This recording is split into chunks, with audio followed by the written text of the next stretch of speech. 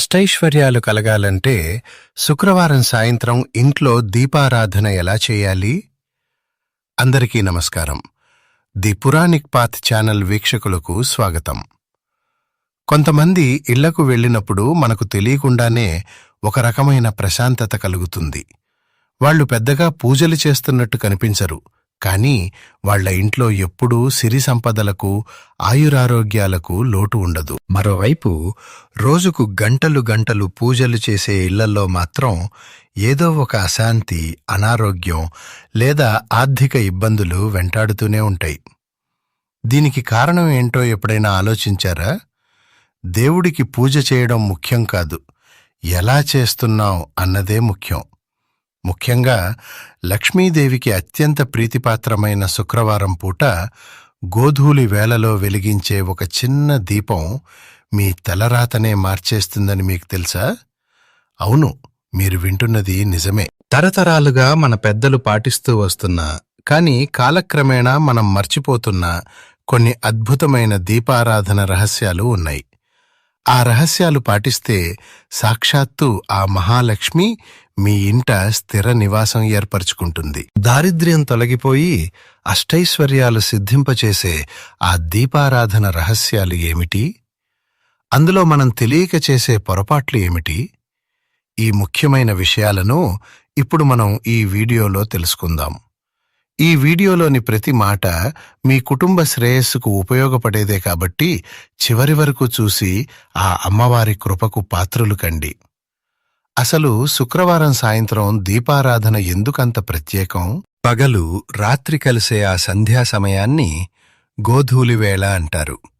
సూర్యాస్తమయం జరిగే ఆ సమయంలోనే సకల దేవతలు భూమి మీద సంచరిస్తారని, మన ప్రార్థనలు నేరుగా వారికి చేరుతాయని పురాణాలు చెబుతున్నాయి. ఈ దీపారాధనకు సన్నాహాలు సాయంత్రం కాదు, ఉదయం నుంచే మొదలవ్వాలి. అమ్మవారికి శుభ్రత అంటే ప్రాణం. అందుకే ఉదయాన్నే ఇల్లు, దేవుని గది శుభ్రం చేసుకోవాలి. సాయంత్రం 5 గంటలకల్లా పనులన్నీ ముగించుకుని తల తరవకుండా కంఠస్నానం చేసి ఉతికిన దుస్తులు ధరించి ఇల్లాలు లక్ష్మీకళతో ముస్తాబు కావాలి. దేవుడి గదికి వెళ్లే ముందు ఇంటి ముఖద్వారం అంటే గడప దగ్గర ఒక చిన్న పని చేయాలి. గడపను లక్ష్మీదేవిగా భావించి పసుపు రాసి, కుంకుమ బొట్టు పెట్టి, బియ్యం పిండితో ముగ్గు వేసి పూలతో అలంకరించాలి. ఆ తర్వాత తులసమ్మ దగ్గర ఒక చిన్న మట్టి ప్రమిదలో ఆవు నెయ్యితో దీపం వెలిగించాలి. ఆ తర్వాతే ఇంటి ప్రధాన గుమ్మం, కిటికీలు తెరిచి ఉంచి దేవుడి గదిలోకి వెళ్ళాలి. ఇలా చేయటం వల్ల ఇంటి బయట ఉన్న సానుకూల శక్తి ఇంట్లోకి ఆహ్వానించబడుతుంది. నమస్కారం. మీరు దీర్ఘకాలిక సమస్యలతో బాధపడుతున్నారా? ఎన్నో చోట్ల తిరిగినా ఫలితం లేదా? అయితే ఒక్కసారి శ్రీ శ్రీ భద్రకాళి వారాహీదేవి జ్యోతిష్యాలయం వారిని సంప్రదించండి.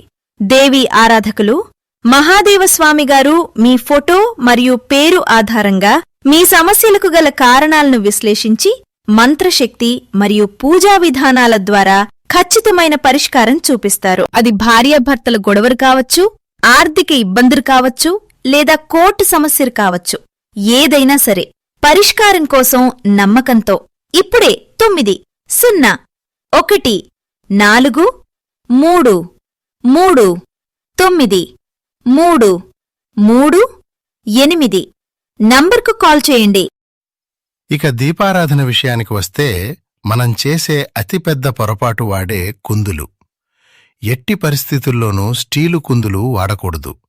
వెండి, ఇత్తడి, కంచు లేదా మట్టి ప్రమిదలు మాత్రమే వాడాలి. వాటిని గురువారమే శుభ్రం చేసుకుని ఉంచుకోవడం ఉత్తమం. శుభ్రంగా ఉన్న ఆ కుందులకు గంధం, కుంకుమ బొట్లు పెట్టి వాటిని నేరుగా నేలమీద కాకుండా ఒక చిన్న పళ్ళెంలో అక్షతలు వేసి దానిపై ప్రతిష్ఠించాలి. ఆసనం లేకుండా దీపం వెలిగించకూడదు. నూనె విషయానికి వస్తే ఆవు నెయ్యి లేదా స్వచ్ఛమైన నువ్వుల నూనె మాత్రమే వాడాలి. ఎట్టి పరిస్థితుల్లోనూ పల్లి నూనె లేదా సన్ఫ్లవర్ నూనె వాడరాదు. వత్తులు కూడా చాలా ముఖ్యం. తెల్లటి పత్తి వత్తులు మంచివే, కాని తామర తూడుతో చేసిన వత్తులు వాడితే విశేషమైన ధనప్రాప్తి కలుగుతుందని శాస్త్రాలు చెబుతున్నాయి. అలాగే ఒక కుందులో ఎప్పుడూ ఒకే వత్తి వేయకూడదు. 2 వత్తులు కలిపి వెలిగించాలి. దీపం వెలిగించేటప్పుడు దాని ముఖం తూర్పు లేదా ఉత్తరం వైపు ఉండేలా చూసుకోవాలి. తూర్పు వైపు ఆయురారోగ్యాలు, ఉత్తరం వైపు అష్టైశ్వర్యాలు కలుగుతాయి. దక్షిణం వైపు ఎప్పుడూ వెలిగించకూడదు. దీపాన్ని నేరుగా అగ్గిపుల్లతో వెలిగించటం చాలామంది చేసే ఇంకో పెద్ద తప్పు. ఇది మహాపాపం. ఒక చిన్న కర్పూరం లేదా అగరబత్తి వెలిగించి దానితో మాత్రమే దీపాన్ని వెలిగించాలి. ఆ సమయంలో మనసులో చెడు ఆలోచనలు రాకుండా శుభం కరోతి కళ్యాణం ఆరోగ్యం ధనసంపదః అనే శ్లోకాన్ని లేదా కనీసం ఓం మహాలక్ష్మి అయి నమః అని స్మరించుకోవాలి. దీపం వెలిగాక పాలు, పాయసం లేదా కనీసం బెల్లం ముక్క అయినా నైవేద్యంగా సమర్పించాలి. అయితే దీపారాధన ఎంత శ్రద్ధగా చేస్తామో ఆ సమయంలో కొన్ని పనులు చేయకుండా ఉండటం కూడా అంతే ముఖ్యం. సాయంత్రం ఇంట్లో ఎవరూ ఏడవకూడదు, పిల్లలను కొట్టకూడదు. గోధూళి వేళలో నిద్రపోతే ఇంట్లో ఉన్న లక్ష్మి వెళ్ళిపోతుంది. ఎవరికీ అప్పు ఇవ్వకూడదు. ముఖ్యంగా పాలు, పెరుగు, ఉప్పు ఇరుగు పొరుగుకి ఇవ్వకూడదు. ఇల్లంతా వెలుతురు ఉండేలా చూసుకోవాలి. చీకటి ఉండకూడదు. అలాగే దీపం దానంతట అదే ఆరిపోనివ్వకుండా ఒక చిన్న పువ్వుతో శాంతింపజేయాలి. నోటితో ఊదడం మహాపాపం. చివరగా దీపారాధన తర్వాత ఇల్లంతా స్వచ్ఛమైన సాంబ్రాణి పొగ వేయడం మర్చిపోకండి. ఇది నెగిటివ్ ఎనర్జీని పారద్రోలి అమ్మవారిని మీ ఇంట్లో కొలువుదీరేలా చేస్తుంది. ఈ చిన్న సూక్ష్మాలు పాటించి చూడండి. ఆ లక్ష్మీదేవి కటాక్షం మీ ఇంటిని ఎలా మార్చేస్తుందో మీరే గమనిస్తారు. చూశారు కదా, శుక్రవారం సాయంత్రం దీపారాధనలో ఎంతటి గొప్ప పరమార్థం దాగి ఉందో. ఈ చిన్న చిన్న నియమాలను పాటిస్తూ పరిపూర్ణమైన విశ్వాసంతో ఆ మహాలక్ష్మిని ఆరాధిస్తే మీ ఇల్లు అష్టైశ్వర్యాలతో, సిరి సంపదలతో తులతూగడం ఖాయం. ఆ తల్లి కరుణా కటాక్షాలు మీ కుటుంబంపై ఎల్లప్పుడూ ఉండి తీరాలని మనస్ఫూర్తిగా కోరుకుంటున్నాను. మీకు ఈ వీడియో నచ్చినట్లయితే దయచేసి లైక్ చేయండి. ఈ విలువైన సమాచారాన్ని మీ బంధుమిత్రులకు తప్పకుండా షేర్ చేయండి. మీ ఇంట్లో మీరు దీపారాధన ఎలా చేస్తారో ఈ వీడియో చూశాక మీకేమైనా సందేహాలు ఉంటే కామెంట్ రూపంలో మాతో పంచుకోండి.